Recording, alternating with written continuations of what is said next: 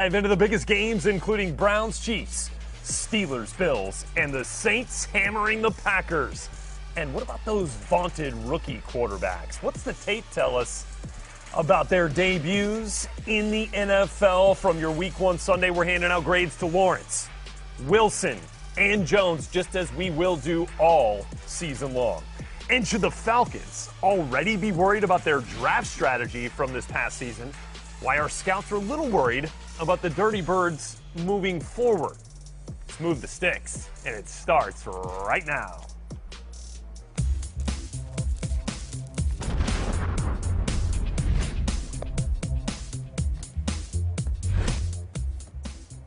Welcome, everybody. This is Move the Sticks, presented by Grifols Plasma Donation Centers. Our Week 1 Sunday is in the books, and the gang is back together on a Monday morning. Hello, everybody. I am Rhett Lewis here with our former NFL scouts, our lead draft analyst, Daniel Jeremiah, and Bucky Brooks. And guys, for everybody out there that loves our 10 takeaways that we've done for the last couple of years, you're still going to get that here. We're still digging into the biggest games with the biggest takeaways, DJ. Great to be back with you. Yeah. It's great to be back, guys. This feels like Christmas, and yesterday I felt like we looked under the tree and there was some surprises there from what we saw yesterday. Yeah, absolute surprises, but I think Sunday Fun Day is always outstanding when you get a chance to watch NFL games, very competitive games at that. Well, let's kick things off here, as we will every Monday here with you on Move the Sticks with our Big Three. Getting to the top games of the Week 1 Sunday, and we will begin this one with the Browns. Winless in their last 16 season openers, were close to changing that in Kansas City. They led all game, up by 9 with 10 to go in the fourth quarter, and then Patrick Mahomes, a pair of passing touchdowns to take the Chiefs' first lead of the game, one they'd hold thanks to a Baker interception late. Mahomes now on the comeback. I think we just have a lot of belief in this team. We've been in those situations before, and we think that we can win no matter what the situation is. And then getting that play to Tyreek kind of got the crowd back into it. And when you're at Arrowhead and that crowd's rolling, it gets the defense going, and it kind of translates to the offense. And so I'm just glad that we found a way to win against a really good football team. Up 9 in the fourth quarter for a team on the road at Arrowhead, taking on the AFC champions. Bucky, for the Browns, like, you were about as close as you could get to making this happen, and yet they fell short at the end. Yeah, they fell short, and for me, the takeaway is Baker Mayfield left money on the table. This is a quarterback, #1 overall pick a couple years ago.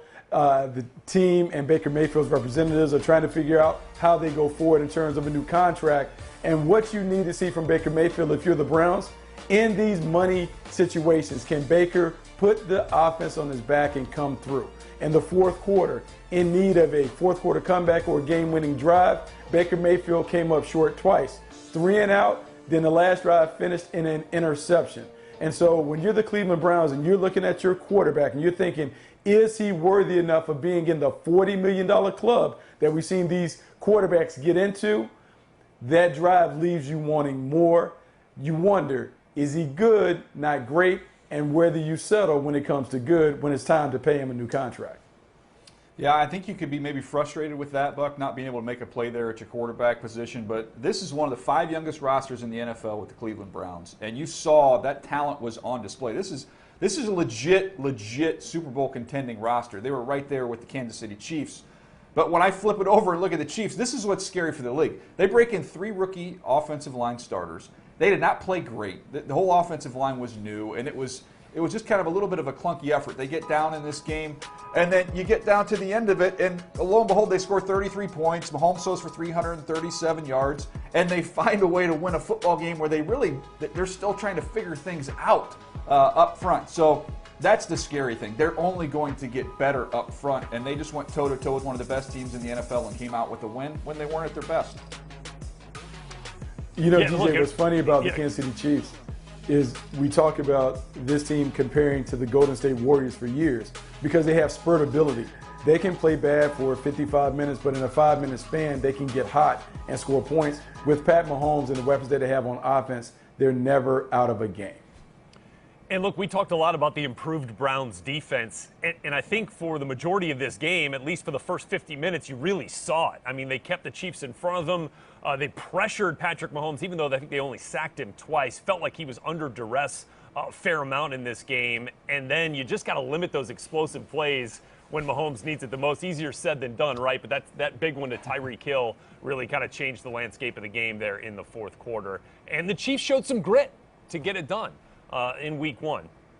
Let's move on to game number 2 of our big 3. The Bills shut out the Steelers in the first half, 10-0.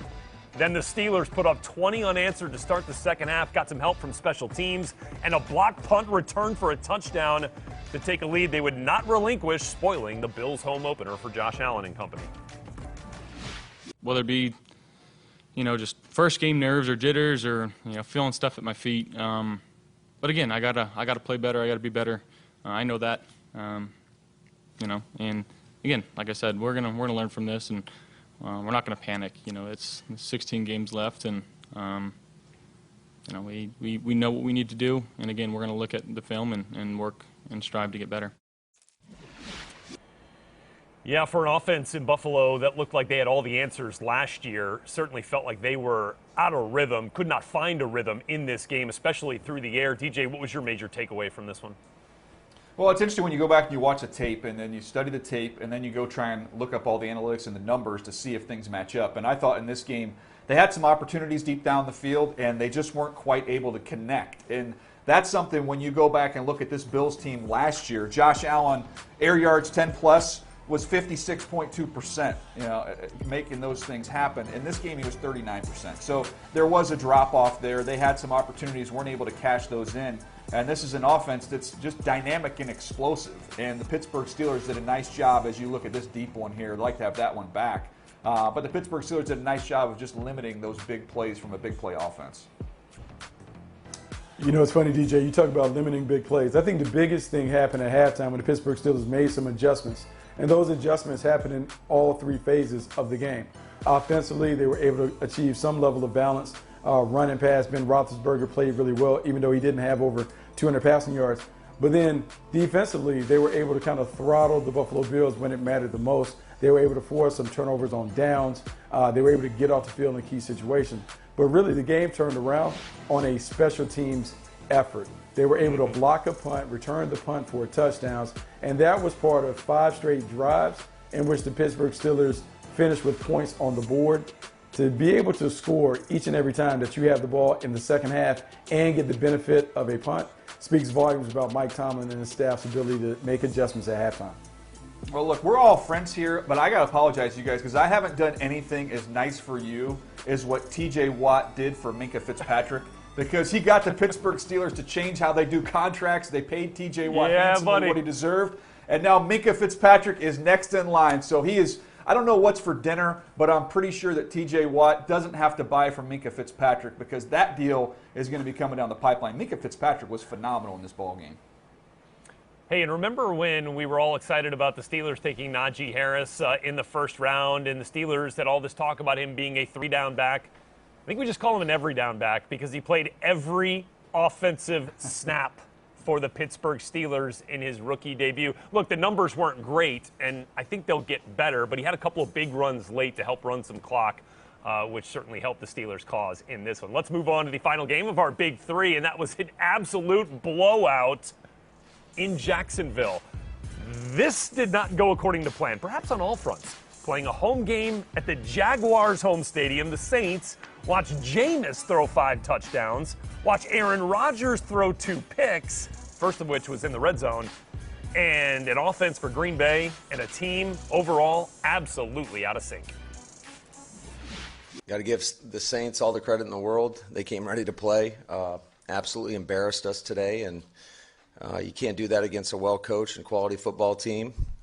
Our guys are going to have to take a long, hard look in the mirror. It starts with myself. Obviously, didn't get these guys ready to play ball, and that's what happens when you go out there and play like that against a good football team. Well, Bucky, I think most people, if you were reading the box score and didn't see a minute of that game, you'd think the quarterback stat lines were switched right? 5 touchdowns for the reigning MVP, Aaron Rodgers. Yeah, sure, a couple of picks for Jameis, okay. But Aaron Rodgers, I mean, that was an absolute flop, and not just on him. That entire team came out flat in this game. Yeah, the entire team came out flat, but should we be surprised that the Green Bay Packers didn't have an offensive rhythm after all the stuff that they had to endure this offseason? Let's be honest, Aaron Rodgers has kind of been checked out from the Green Bay Packers. And so you can't show up at training camp and think that everything is going to flow like it ended a season ago. And so to see Aaron Rodgers have 2 interceptions, to see him out of sync and not in rhythm with the wide receivers really shouldn't strike us as a surprise. There's a reason why you practice every day. There's a reason why you have training camp and preseason games and all those other things to build that trust and chemistry and connectivity through repetition. When they didn't have those reps in the offseason, at some point it was going to show up. The Packers found out that it showed up in week 1. So now Aaron Rodgers and the rest of the team, they got to get back to work to make up for some of the ground that they didn't get done in the summer. I mean, Yeah, Jameis Winston throws. Right. Yeah, go ahead, DJ. No, I was going to say they didn't look right. And to me, when you watch it, I thought there was a lot of 4-man rush. When you look at the stats, Aaron Rodgers 52% against a 4-man rush. Like, that's not Aaron Rodgers the way he normally plays. But I do think we didn't talk enough about the trenches coming into this game. David Bakhtiari not out there. Corey Linsley now plays for the Chargers. And you look at that Saints front, they were able to rush 4. They were able to heat him up a little bit, and it just didn't look like vintage Aaron Rodgers, that's for sure. Yeah, Marcus Davenport had a nice game, but following an injury situation for him that could cause him to miss some time following this game. We'll keep an eye on that one for you. But look, DJ, I was down in New Orleans for about a week during training camp, saw a couple of their practices. And from that moment to now, seeing Jameis Winston throw 5 touchdown passes, and Michael Thomas didn't catch one of them, obviously on PUP for the first 6 weeks of this season, I think is pretty amazing, because that was the big question. Who's going to catch all these passes from whoever the quarterback ends up being? Man, didn't look like it was much of an issue, DJ. Yeah, I guess, hey, lacrosse is in the back burner right now. If you're Chris Hogan, yeah. If you're with the Saints and you're like, I had a lacrosse career going, like no need to continue that. So no, when I watch Jameis in this game though, Rhett, again, I don't think we talked enough about the trenches. This offensive line is really good. You can talk about what's not coming back. No Drew Brees, no Michael Thomas, and look at their skill positions. The offensive line was really good. They didn't have to throw it a million times, which allowed Jameis to be very efficient. And we want to know, can Jameis just avoid those costly mistakes? And he did. He played a clean football game, and when the opportunities were there, he cashed in. So, no, this is, again, I always feel dumb. We spend this whole offseason, we talk quarterbacks, and we talk receivers, and we talk all these skill guys. At the end of the day, when you look at these games, the majority of them were won up front in the trenches. I thought the Saints were a much better football team up front. Yeah, there was some question about who was going to be that other corner outside of Marshawn Lattimore. Turns out Paulson Adebo can play, and we saw him get his hands on the football, had an interception in this game, the rookie from Stanford. So that'll be something to follow, especially with Lattimore now also nursing an injury. All right, so that's our big 3 games. And by the way, how about just a hat tip to the Saints for the job they did first game post-Drew Brees era. More on firsts that we saw from Week 1 Sunday coming up here in a minute. Coming up next, though, statement win out of the gates for the Cardinals. And it wasn't just Kyler in the offense. What went right for Arizona after this timeout?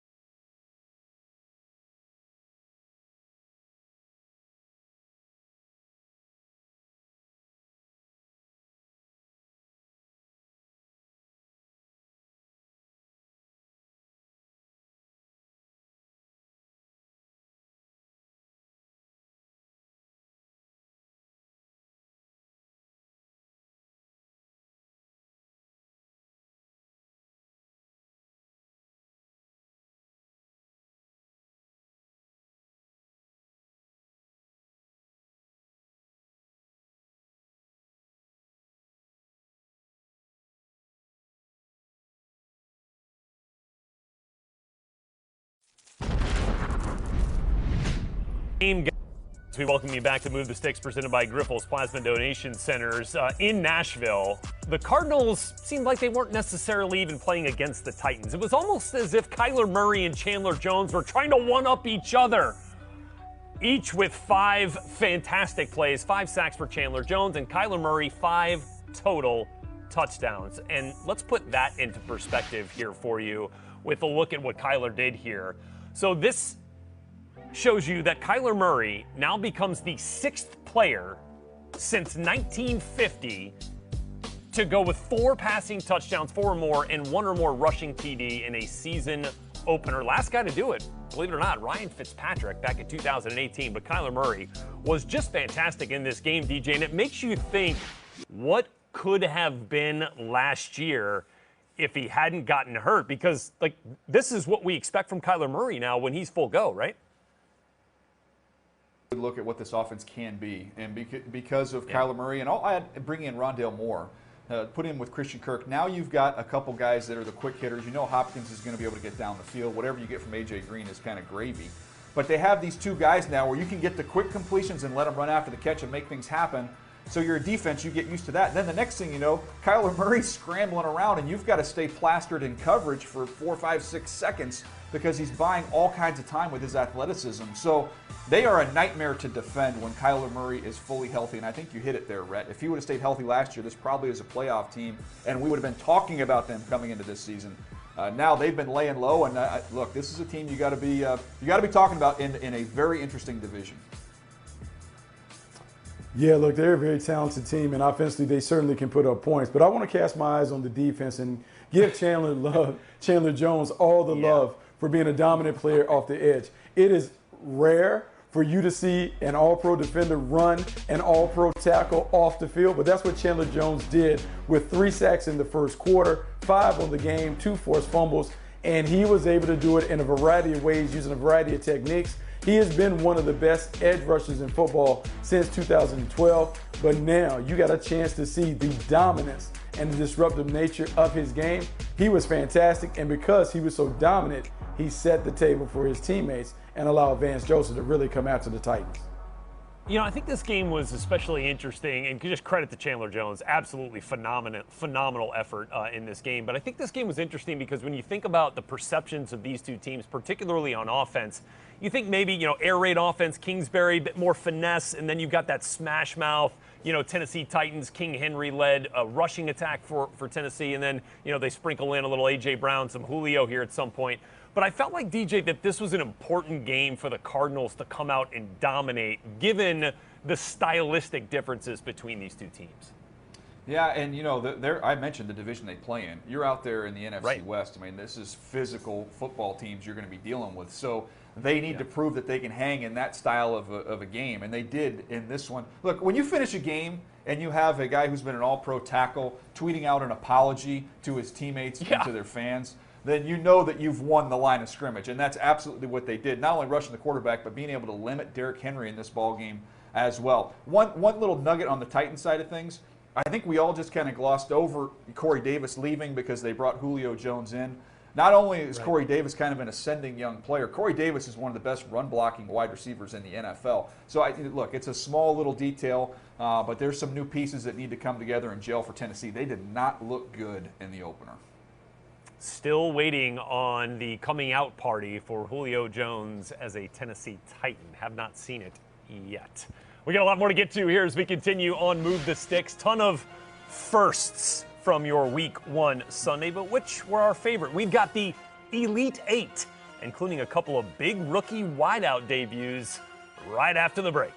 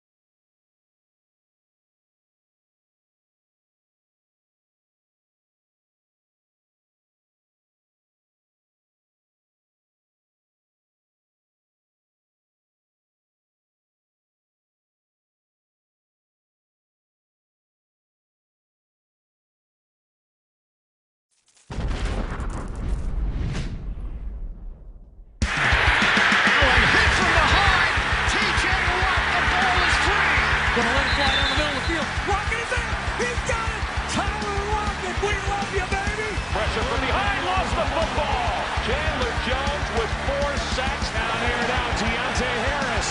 But he's got it. Touchdown. Another for Winston. Rookie out of Florida. The snap. The put down. The kick on its way. Hit. Good. Back deep right. It's caught the 20. Van Jefferson stuck into the turf. He gets up. He gets in. Welcome to LA. Matthew Stafford. Ton of new faces in new places as we welcome you back here to Move the Sticks, presented by Grifols Plasma Donation Centers, talking about rookies and veterans. Obviously, you just saw Matthew Stafford. We'll get into that here in just a second. We saw some rookies, some teams utilize rookie starters a ton. Jets had 6 start week 1, and the Steelers had 5. And so those are some firsts that we're gonna focus on in this segment. It's our Elite 8. So basically what we're gonna do each Monday is, with our Elite 8 segment, kind of go through 8 topics with one common theme. And this week's theme is a theme of firsts. Not only the first Sunday of the NFL, but a lot of firsts around the league. And let's start here, DJ, with what caught your eye as a first that stood out to you. What do you got? Well, let's go to the Philadelphia Eagles and their big win on the road against the Atlanta Falcons. And Devontae Smith making his first start, his first target was his first touchdown. So there's a lot of firsts that can roll in together for one with Devontae Smith. Beautiful ball here from Jalen Hurts. Dropped it right in the bucket, right over his shoulder. 6 catches, 71 yards, and a touchdown. Not a bad start to a player who I know Bucky and I shared the opinion, very similar to Justin Jefferson coming into the league in terms of his polish. And man, did he look good in his first game. He absolutely looked great. Jalen Hurts found him early and often. He had a terrific run after catch. But then let's go to Trey Lance in San Francisco. I've been advocating for the Niners to play both quarterbacks. What they do in the first game, they get Trey Lance right on the field, and right away he throws a touchdown pass. First pass is a touchdown. It's exactly what you want to see. As you're prepping him for a bigger role down the line, getting him some reps, even as part of a smart package, will allow the game to slow down for him. So kudos to the 49ers getting Trey Lance up and running and him rewarding them with a touchdown on his first pass. And let's clap it up for Bengals wide receiver Jamar Chase, who has yet to record his first drop. That's right. After leading the preseason, leading all players in the preseason with 4 drops, he comes in and pulls off 5 catches, over 100 yards to lead the Bengals. Did not put one on the turf. In fact, had a 50-yard touchdown catch at the end of the first half here from Joe Burrow. It kind of made me wonder, like, oh my gosh, did A.J. Terrell just get traded to the Vikings? I thought this was the national championship game against Clemson all over again. And Chase went nuts. Good for you, Jamar Chase. And just as Zach Taylor said, guys, we were telling you, we're not worried about the drops. He's going to be fine, and clearly he is. Let's get back to it, DJ. Well, look, today's trash day at my house, so take that preseason panic button and just dump it in the trash. Don't bring it back anymore. Just put it away. Don't ever read too much into the preseason. All right, I'm going to keep it going here. First start for Sam Darnold with his new team, the Carolina Panthers, ironically coming against his old team, the New York Jets. And I thought Sam looked very comfortable. He looked very confident. He's never had anybody like Christian McCaffrey to be able to lean on from an offensive standpoint. I thought the system there with Joe Brady, it fits very well with his skill set. You can get excited. This is that time of year. You see week 1 and you're a fan of the Carolina Panthers. They had the choice of a lot of different quarterbacks, different directions they could have gone. I think they made the right call here with Sam Darnold, who, again, guys, is so young. He's just going to continue to get better. He's never had a group like this in his NFL career.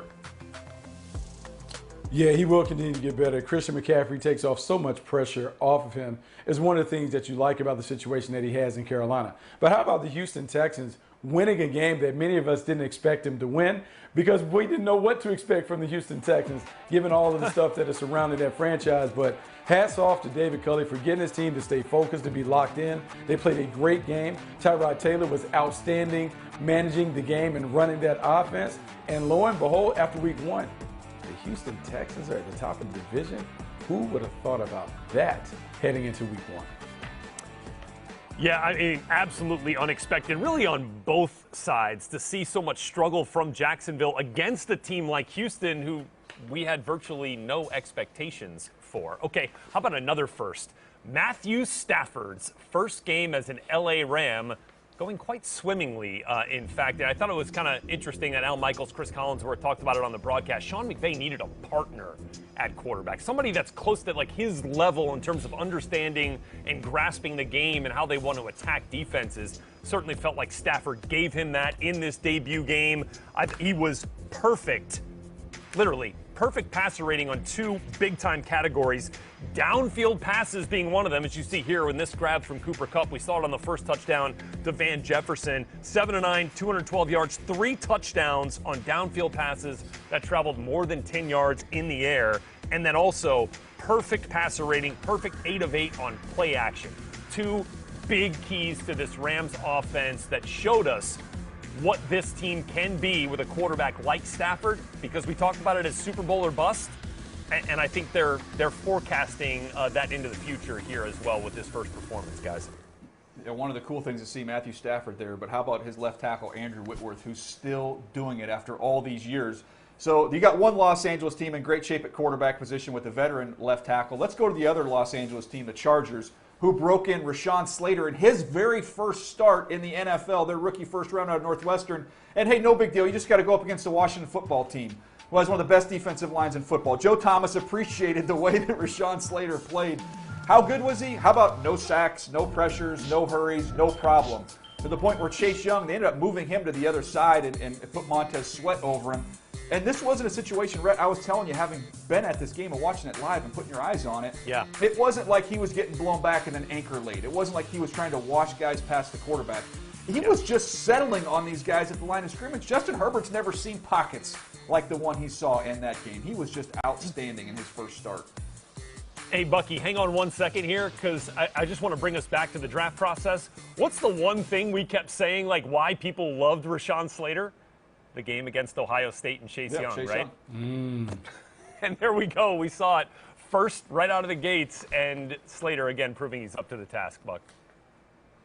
Yeah, he absolutely did prove that he was up to the task. And I think if you're the Chargers and the fans, you should be excited because he looks like a perennial all-pro at the position. But let's go to another pro, not an all-pro, but another pro player. How about Teddy Bridgewater in his debut with the Denver Broncos? Teddy Bridgewater, to me, is the ultimate game manager and caretaker. When he plays on a playoff caliber team, he wins games. When you look at his career, you see him at Minnesota, in New Orleans, and now with the Denver Broncos. He's 23-11 and starts with those playoff caliber teams.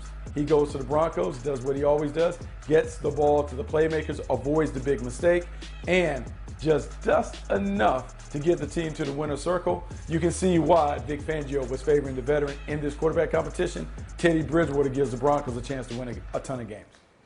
Yeah, just a couple of quick things to monitor from those last two games. Ryan Fitzpatrick went down with a hip injury. It is a hip subluxation. He's going to go on IR. So, look, just a terrible outcome there for the Washington football team. Loss, and you lose your starting quarterback. And then Jerry Jeudy, one to follow. High ankle sprain, left this game early for the Denver Broncos. Keep our eyes on that for those two teams. Okay, let's keep it moving here on Move the Sticks, presented by Grifols Plasma Donation Centers. They were the talk of the NFL world in the spring, and now they're finally on the field. So what did we see from Trevor Lawrence, from Zach Wilson, and from Mac Jones, your three rookie starting quarterbacks in their openers? Our rookie report cards right after this.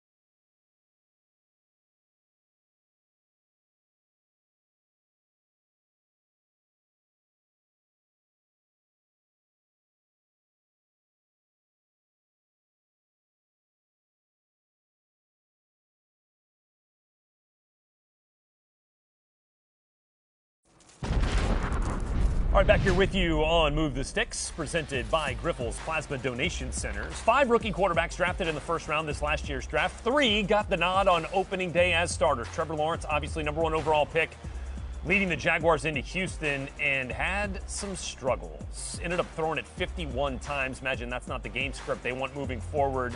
Did end up with 3 touchdowns, most coming in the second half, and then a trio of interceptions to go with it. Let's move on to the #2 overall pick, Zach Wilson, getting the start for the New York Jets.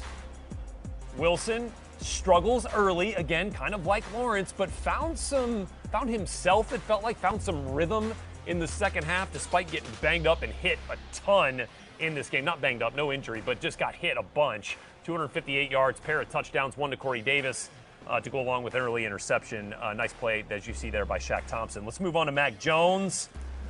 Again, in a loss, but still really nice performance for the rookie quarterback, #15 overall pick here. You see this throw to Jacoby Myers, one of 29 completions. 19 yards short of his first 300-yard game. Ended up clean on the turnover sheet, no interceptions, and then did have the 1 touchdown in that loss to the Dolphins at Gillette Stadium.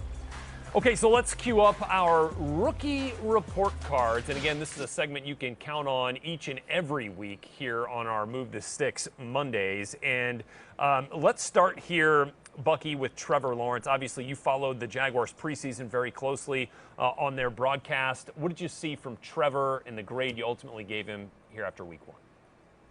Well, it wasn't the best performance that we've seen from Trevor Lawrence. The first time he's ever thrown 3 interceptions in his life. But look, like a rookie, he struggled. So I'm going to give him a C- for his efforts.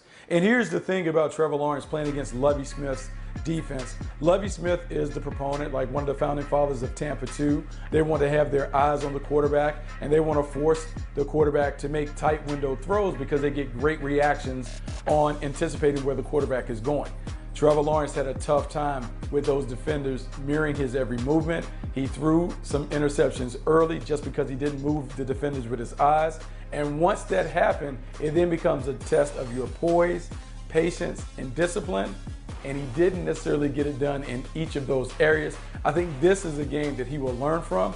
Only averaged 6.1 yards per attempt, and it's because it took him a while to settle before he became willing to take the check down and let the other guys do the work for him.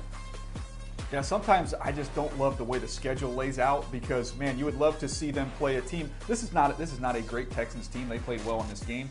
But next week you go to Denver. This isn't like you're back at Clemson or Ohio State for Trevor Lawrence and for Urban Meyer. There's no Norfolk State next week. You got to play the Denver Broncos in that front. So this is what's kind of a bummer about this for the Jags, because this was a winnable football game and they did not play well. Yeah, well, we have not yet seen even close to the best of Trevor Lawrence, and I'll look forward to watching his progress, which you can document here with us on Move the Sticks. Let's move on to Zach Wilson here. DJ, what's your grade for the Jets starter? Well, I'm going to give Zach, which is a tough one. It was a tale of 2 halves. I'm going to give him a C- for his overall performance. And, look, the grade would be lower in the first half. I thought he played really well in the second half. The first half, I don't even really put it on him so much because when you watched it, you mentioned it, right? He got hit a bunch. It was physical beats up front with the offensive line. There was miscommunication. There were tight ends and backs having issues. So, to me, I gave him a B- overall. But I thought in the second half, you saw the creativity and the big playability. I thought he really got it going. So, if they can protect him and keep him upright and healthy this year, this kid's going to be really good. And that's a sentiment not just mine, from talking to folks around the league. They noticed what he did in this ballgame. He's got talent. Oh, he absolutely has talent, DJ. And you're right. It's all about protection. It's making sure that he doesn't get hit so he doesn't lose the confidence and the swag that he entered the league with. But the talent is there. He can make all the throws that you want to see. He has some pizzazz to his game. Now it's about the Jets surrounding him with enough weapons on the outside and the right protection in front to allow him to grow into being a big-time playmaker. Yeah, a friend of the program, Brian Burns, said after the game for the Panthers, the defensive end who did sack Zach Wilson in this game, wanted to make it hell on him, and they did, especially in that first half. I mean, really getting after him, putting the pressure on him, but thought he kind of persevered in that game really well. Let's move on to Mac Jones, starting against his former Alabama teammate over on the other side, Tua Tagovailoa. We're going to give Mac Jones an A in a loss? Yeah, I mean, it's what we got to do. We're going to give Mac the A, but I think the grade would be lower if you were just looking at production, probably a B on production. But, we talk about command and conviction. He was a disciplined operator of the Patriots offense. You mentioned patience and discipline. Bucky talking about Trevor Lawrence going against that Houston Texans defense. Well, Mac showcased his patience and his discipline within the framework of the New England offense. He did what they asked him to do all day long. 24 of 29 on throws that went less than 10 yards in the air. Only 10 of his attempts went in the air longer than 10 yards. That's what they were going to do. They got a 100-yard rusher out of Damian Harris, and he operated well in the confines of the offense, DJ. Yeah, he did what he needed to do. And I can show you the shot chart here. You can kind of look at what he was able to do. You mentioned it underneath. Look at all those green dots underneath. You want to make layups? Mac Jones is going to make those layups. And I think you'll see as the season goes along, they'll get more confident and comfortable letting him push it downfield a little bit. But it was fun to watch this tape. They did a lot of 3-by-1 stuff, and they would get the back to the weak side and just get him one-on-ones with linebackers. Those are just easy, baked-in completions for Mac Jones, and he operated very efficiently. I would just add here, Rhett, as I look at the collection of our report card, B-, C-, A, that would be math, English, and then PE for me. Those would be my 3 grades on my own. Math, English, and PE. See, like more of a speech. If we had the speech and debate elective, I could throw in another A for all 3 of us. You guys have done well. This is good. And up next, we're going to get into the Falcons rookie quarterback grade. Oh, wait. They did not draft a rookie quarterback with that 4th overall pick. They instead went with the tight end Kyle Pitts. So what went wrong in Atlanta on Sunday, and is it a microcosm of their draft strategy back in April and a sign of things to come? Our deep dive on the Dirty Birds right after the break.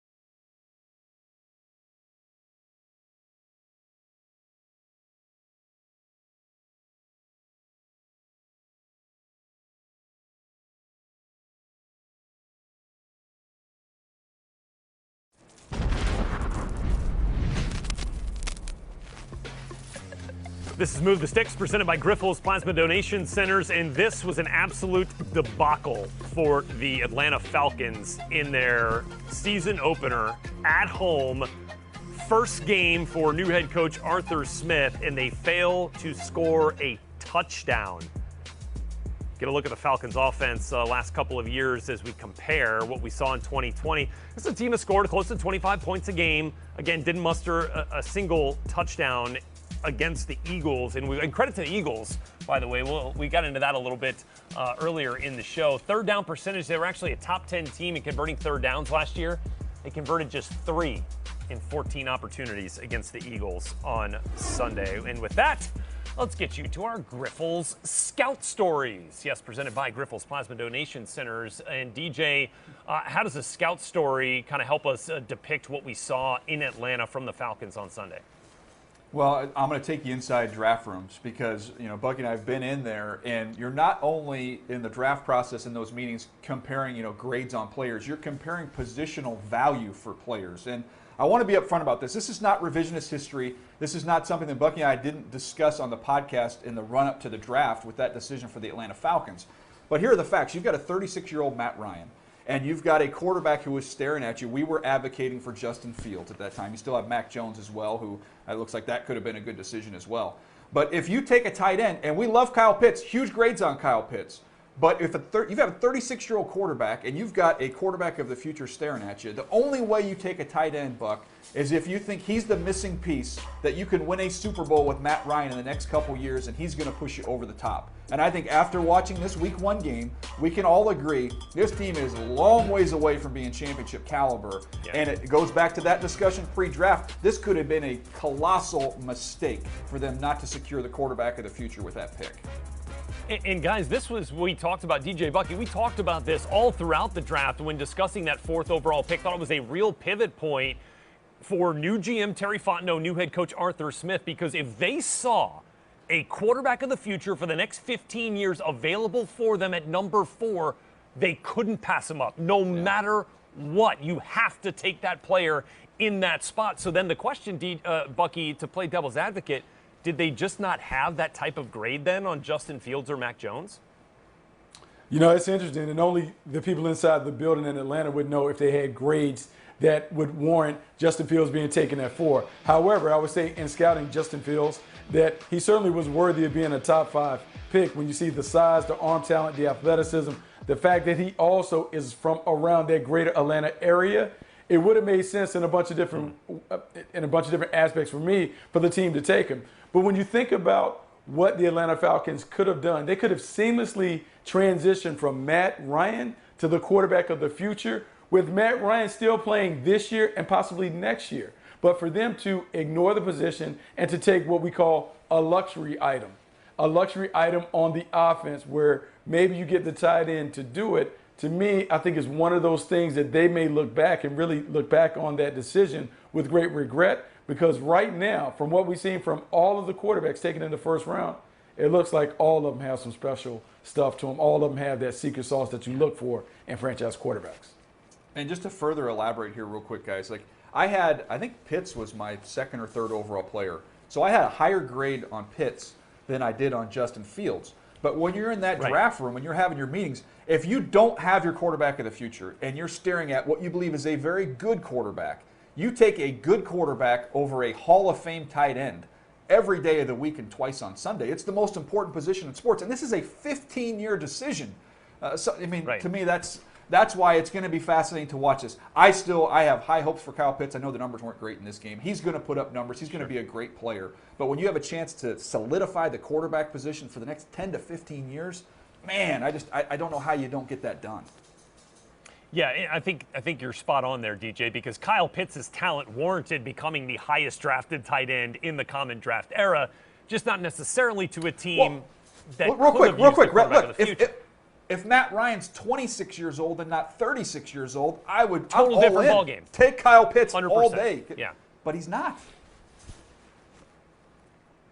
Yeah, and that becomes the crux of the debate right there, and one that we will continue to have and follow for the Atlanta Falcons. But again, all 5 first-round quarterbacks that were drafted scored a touchdown on Week 1. The Falcons did not. Let's move on. Coming up next, how impressed were we with Jalen Hurts in that game against the Falcons? Plus our final thoughts as we close up shop here on Move the Sticks Monday.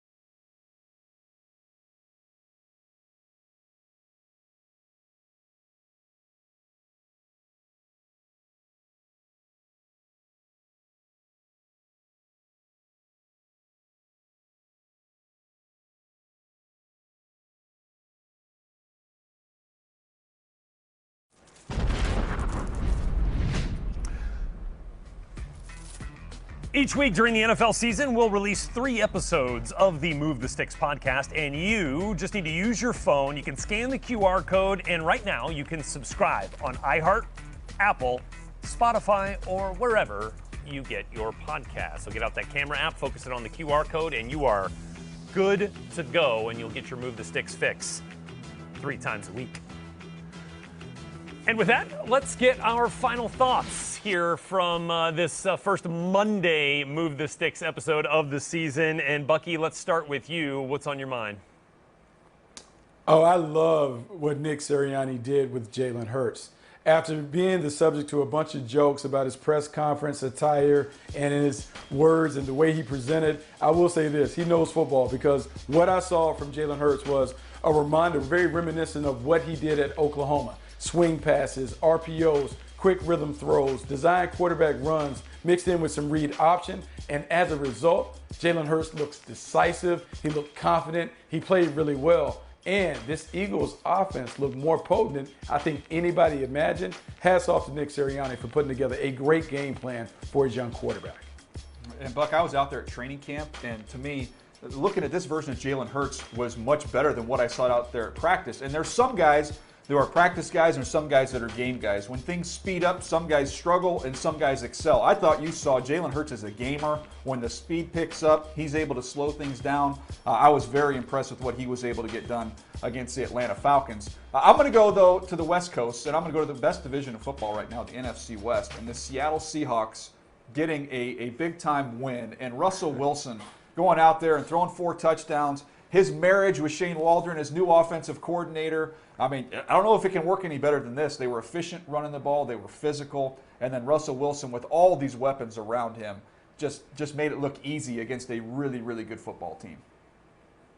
Yeah, it was fun to watch, and hopefully the Colts get better returns from their trade for Carson Wentz as their quarterback. Didn't think he was bad in this game, but they're going to need a little bit more from him to compete over there in the AFC. You were talking about the NFC West, though, DJ, and NFC West went a perfect 4-0 on your Week 1 Sunday, and in the 49ers included in that. They were absolutely routing the Lions, but some credit to Dan Campbell. We gave him a lot of guff for that opening press conference speech about the kneecaps, but they kind of did exactly what he was talking about. Yeah, the 49ers knocked him down, punched him in the mouth a couple of times, but they got up clawing at that kneecap of the 49ers and almost made this thing a game down the stretch. You know what I mean? This was a 41-33 game with the Lions having an opportunity to go in and score a touchdown and get a 2-point conversion to tie it in the final seconds. They weren't able to do it. Oh, and by the way, guys, turns out Shanahan found another 6th-round rookie running back that worked out pretty well for him.